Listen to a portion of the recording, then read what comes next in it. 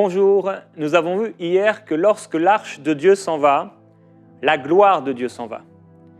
Et lorsque la gloire de Dieu s'en va, on voit dans l'Église toutes sortes de choses qu'on n'aurait jamais dû voir. On voit dans la vie de la personne de qui la présence de Dieu, la gloire de Dieu, l'arche de Dieu s'en est allée, du péché, des choses dont il aurait honte si ces choses étaient révélées au grand jour. Et lorsque la gloire de Dieu s'en va, tout ce qui est beau, tout ce qui est pur, tout ce qui nous pousse à adorer Dieu, toute la présence même, on pourrait dire, angélique de Dieu qui est à notre côté, c'est comme à nos côtés, c'est comme s'il n'y avait plus rien de saint, plus rien de pur, plus rien de beau, plus rien qui nous attire à Dieu, plus rien qui nous amène à louer Dieu, à adorer Dieu. Et nous voulons garder l'arche de Dieu. Le titre de la série cette semaine, c'est soit c'est l'arche de Dieu, soit c'est la honte. Je ne veux pas avoir honte devant le Seigneur Jésus-Christ, mais je choisis l'arche de Dieu. Je choisis d'être un temple saint pour le Seigneur. Je choisis de me préparer, de préparer mon cœur pour lui, afin de lui être agréable. Et en cette nouvelle année, je veux être agréable à Dieu. S'il vient au cours de cette année chercher son Église, je veux être prêt. Je veux partir avec ceux qui se sont préparés, parce que je sais que Dieu m'aime. Je sais que Jésus m'aime. Et je sais qu'il vient pour me chercher. Il vient pour nous chercher. Alors il faut que nous puissions nous préparer. Et aujourd'hui, le titre de cette émission, un titre fort, « Tu as oublié Dieu et planté la honte ». Dans Ésaïe au chapitre 17, c'est le verset d'aujourd'hui.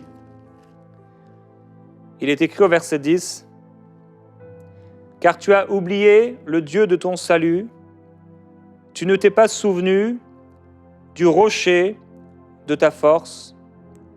C'est pourquoi tu as fait des plantations d'agréments, tu as mis dans la terre des pousses étrangères. »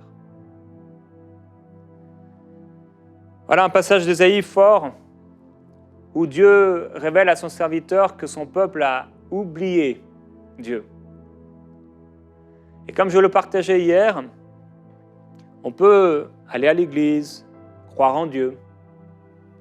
On peut suivre des réunions sur Internet, sur YouTube, Zoom, etc. On peut avoir une Bible et la lire de temps en temps et avoir complètement oublié, délaissé, méprisé même l'arche de Dieu et ne plus vivre dans la présence et dans la gloire de Dieu. Et si Dieu veut remplir toute la terre de sa gloire, à combien plus forte raison il veut remplir son Église de sa gloire. Il y a des choses que tu as peut-être plantées, des choses que tu as semées, et ces choses que tu as plantées t'empêchent de pouvoir revenir à Dieu. Il y a parfois des décisions qu'on prend où on oublie Dieu dans ces décisions. Il y a des choses qui montrent qu'on a oublié Dieu, qu'on a mis Dieu de côté. Et c'est vraiment une question particulière. Comment on peut oublier Dieu tout en étant chrétien? Paul dira à Timothée, « Souviens-toi de Jésus-Christ ». Comment un pasteur peut oublier Jésus-Christ? Comment un apôtre peut encourager un de ses disciples qui est devenu pasteur à lui dire, mais souviens-toi de Jésus-Christ. Oui, en réalité, frères et sœurs, on peut être comme Élie. Élie qui était là dans le temple de Dieu et qui avait oublié Dieu. Ses actions, son manque de consécration, son manque de sanctification, son manque de crainte pour Dieu, ne faisait que de manifester le fait qu'il avait quelque part oublié Dieu. Peut-être qu'il s'est dit, bien maintenant j'ai le jeune Samuel, il est là dans le temple de l'Éternel, et c'est lui qui va me succéder. Peut-être qu'il s'est appuyé sur lui pour se dire, eh bien voilà, j'ai fini mon temps, je suis fatigué maintenant. Et il était fatigué. Et il était âgé. Et peut-être qu'il s'est dit, eh bien, de toute façon, c'est trop tard pour m'occuper de mes fils qui font n'importe quoi dans le temple. Quelqu'un d'autre le fera, je suis fatigué. Je vais faire autre chose, me reposer. C'est le temps pour moi de me reposer. Vous savez, le temps du repos, c'est un temps qui est dangereux. Quand il y a des vacances, quand il y a des temps de repos, quand il y a des week-ends, quand il y a des soirées tranquilles, c'est souvent là que les gens font n'importe quoi. C'est souvent là qu'on voit vers quoi penchent nos cœurs. Est-ce que nos cœurs penchent vers ce qui va nous attirer à Dieu, ce qui va nous amener à Dieu? Est-ce que nos cœurs penchent vers l'adoration à Dieu? Qu'est-ce qu'on fait de notre temps de qualité, de notre temps de repos? Est-ce qu'on pense à lui? Est-ce qu'on se satisfait du dimanche matin ou du culte de la semaine pour se dire, bien voilà, j'ai fait ce que j'avais à faire? Et peut-être qu'on ne se le dira jamais, on ne se l'avouera jamais, mais le fait qu'on aille le dimanche matin, voilà, et le midi maintenant, l'après-midi, voilà, oh là on veut respirer, là on veut aller faire nos activités, et on pense des fois plus du tout à Dieu jusqu'à la fin de la journée. C'est peut-être votre cas. Et vous entrez dans votre semaine chargé, c'est parti, le travail, les activités, les loisirs, etc., etc. Vous parlez à toutes sortes de personnes sur WhatsApp, par SMS, etc. Au point parfois d'en oublier Dieu. Dieu dit, tu as oublié le Dieu de ton salut. Comment on peut oublier celui qui nous a sauvés? Comment on peut arriver au bout d'un moment dans notre vie à oublier le Seigneur qui nous a sauvés?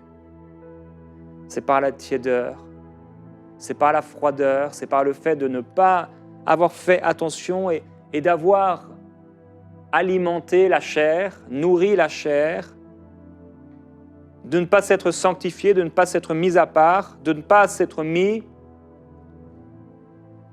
sur l'autel, vraiment à part sur le côté pour Dieu. Et c'est clair, très très clair, vous savez, sans vie de consécration, on oublie Dieu. C'est clair et net. Et dans le temps où on est, et dans cette année qui vient, qui est là, dans laquelle on est entré, j'ai dit hier que Dieu va faire une distinction encore plus marquée entre ceux qui le servent et ceux qui ne le servent pas. Et plus le temps va passer, on sait, plus l'amour du plus grand nombre va se refroidir. Et plus il sera difficile de marcher avec Dieu. Il arrive un temps où le péché va être tellement dominé, on va vraiment voir que le mal est bien, le bien est mal.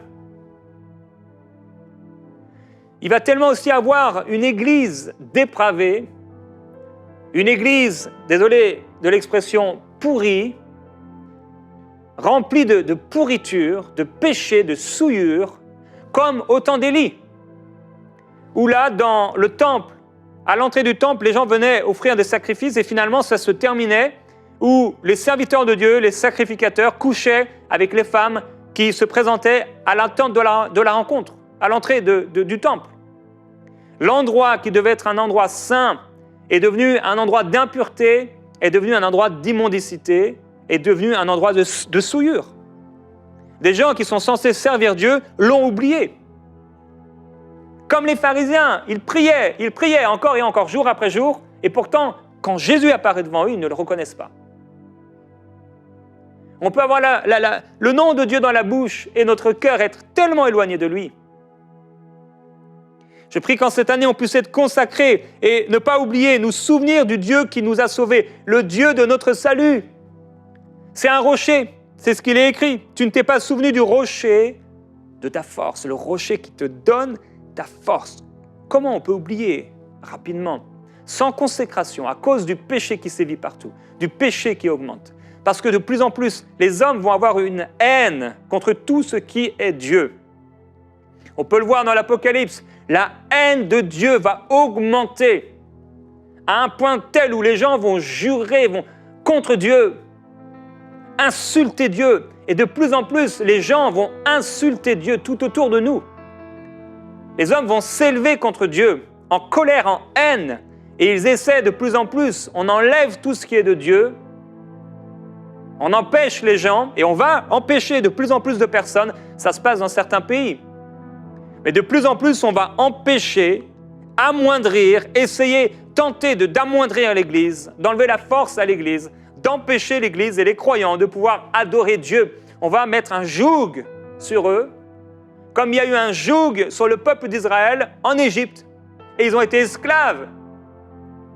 Et le joug s'est abattu au moment où Moïse s'est présenté. Et alors que Jésus est à la porte, je crois qu'il y a un joug qui va venir et qui va s'appesantir sur l'Église, mais qui va marquer la distinction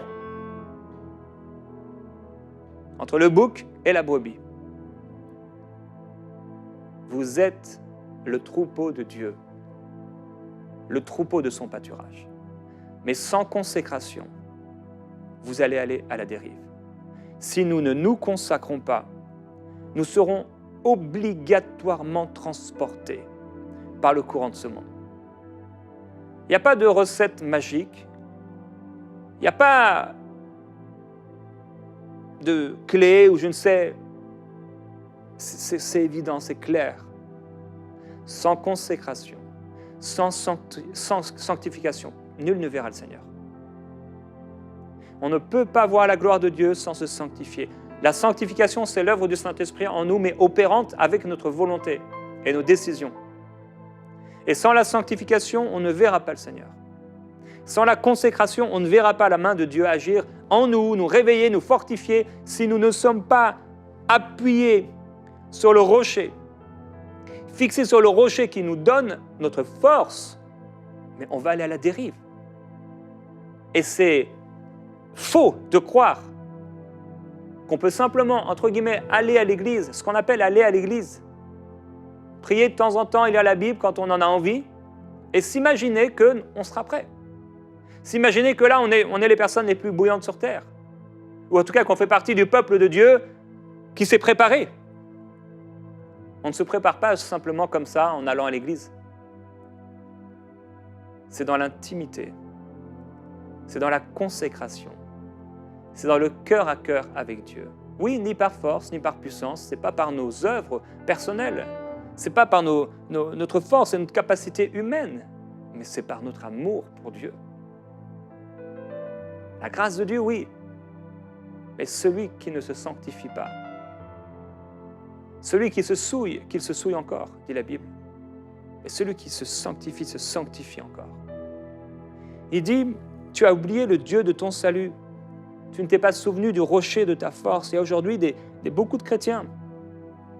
Ils ont été sauvés, mais ils ont oublié Dieu. Vous savez comment on peut oublier un ami? Tu ne penses pas à lui pendant des jours ou même pendant des semaines. Dieu n'est pas juste un ami. Dieu n'est pas un ami à qui on peut envoyer un message à la bonne année. On se rappelle de lui, ah tiens, je vais envoyer un message à telle personne et on lui envoie un message. Et parfois on fait ça avec le Seigneur, on dit, ah peut-être tiens, je vais envoyer un petit message à Dieu. Ah Seigneur, merci pour ça, on pense à lui. Et il dit, c'est pourquoi tu as fait des plantations d'agréments, tu as mis dans la terre des pousses étrangères.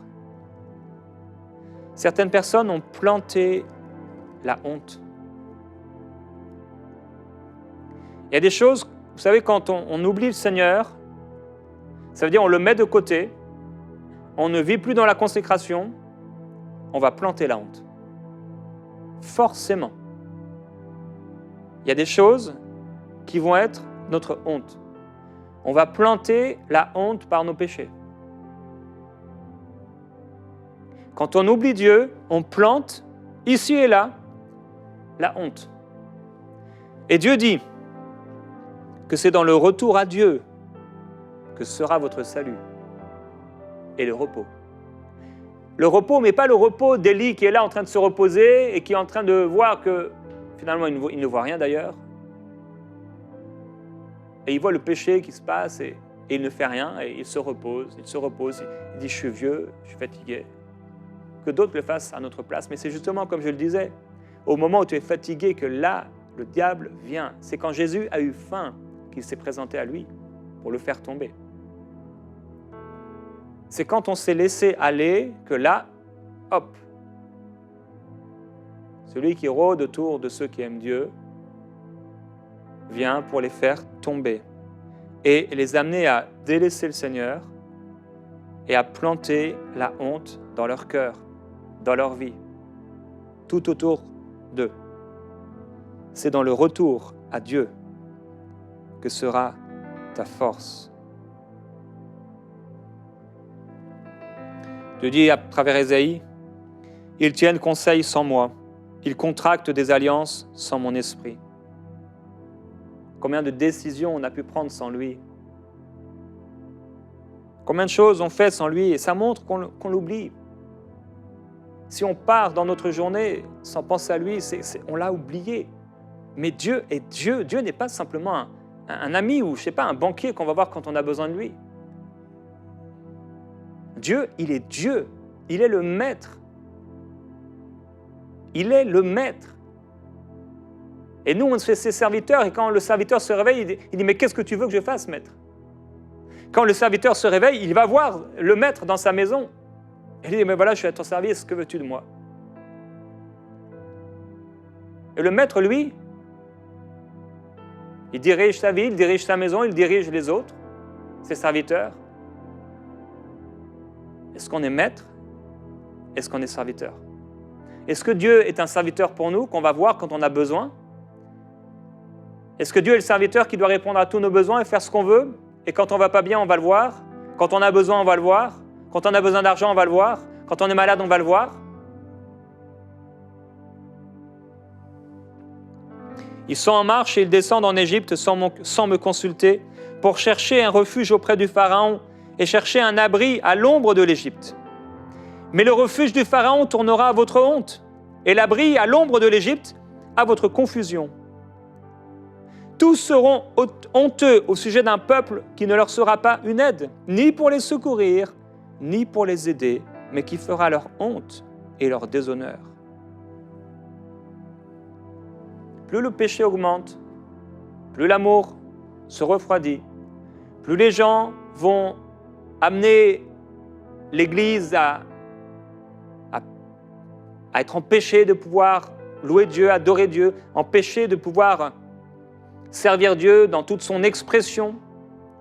Plus on va empêcher l'Église de prêcher le message de la sainteté, le message de la repentance, le message de la conversion à Dieu,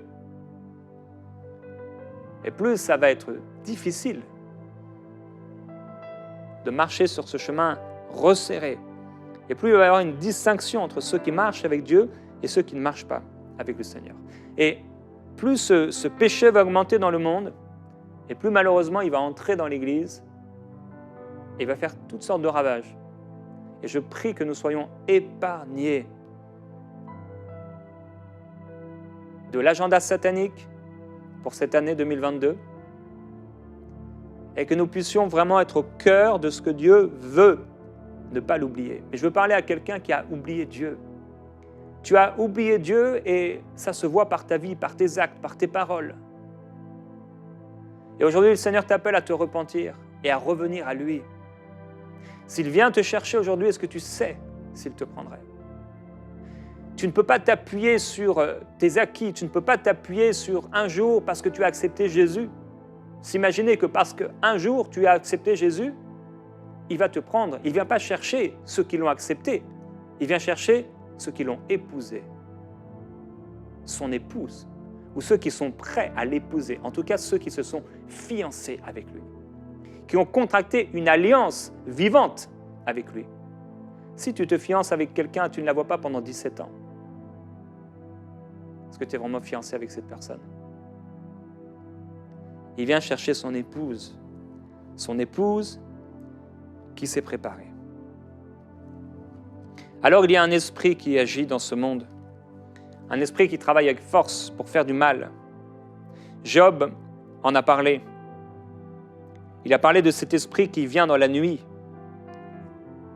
Cet esprit bizarre qui vient sur les hommes et qui veut les pousser au mal. Les amis de Daniel, ils ont dit, sache au roi que nous ne servirons pas tes dieux et que nous n'adorerons pas la statue d'or que tu as dressée. Dieu dit, réfléchissez à votre conduite. Je refuse d'adorer tes dieux. Je refuse de me prosterner devant ce que le monde me propose.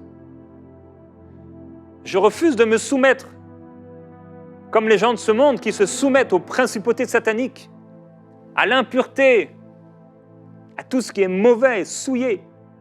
Je refuse de marcher sur le chemin large que le monde me propose.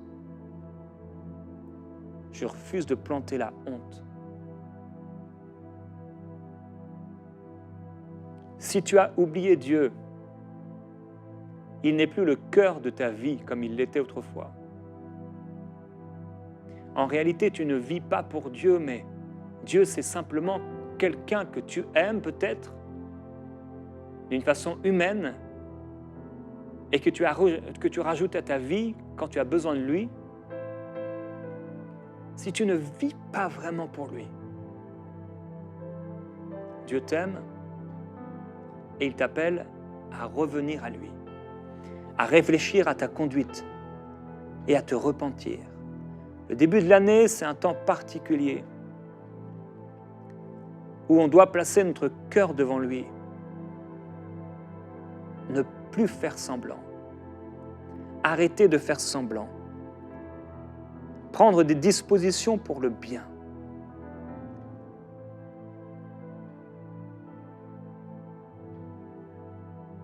Est-ce que tu as oublié Dieu ?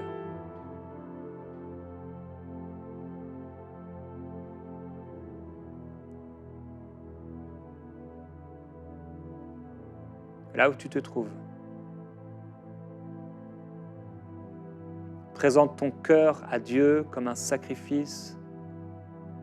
Présente ton corps sur l'autel. Que ton esprit s'ouvre au Saint-Esprit. Et que tu abandonnes, que tu renonces à ce qui te fait honte. Si tu as planté des pousses étrangères, elles doivent être arrachées. Et Père, je prie que ton esprit de sainteté vienne arracher toute impureté et toute souillure. Je prie que là où la honte a été plantée, la puissance de ta croix qui a été plantée détruise les jougs sataniques.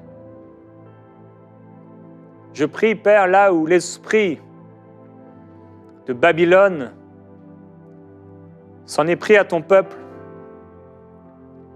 que ton esprit qui est toujours le plus fort puisse encore triompher.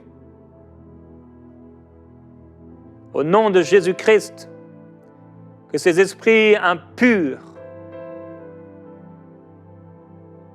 puissent quitter ta vie au nom de Jésus. Que ces esprits qui te poussent à ce qui est impur quittent ta vie.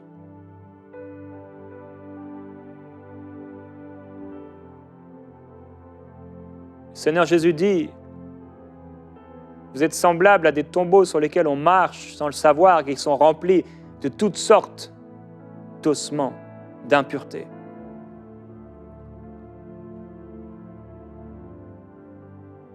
Père, purifie le cœur de ton peuple. Remplis le cœur de ton peuple de ta présence.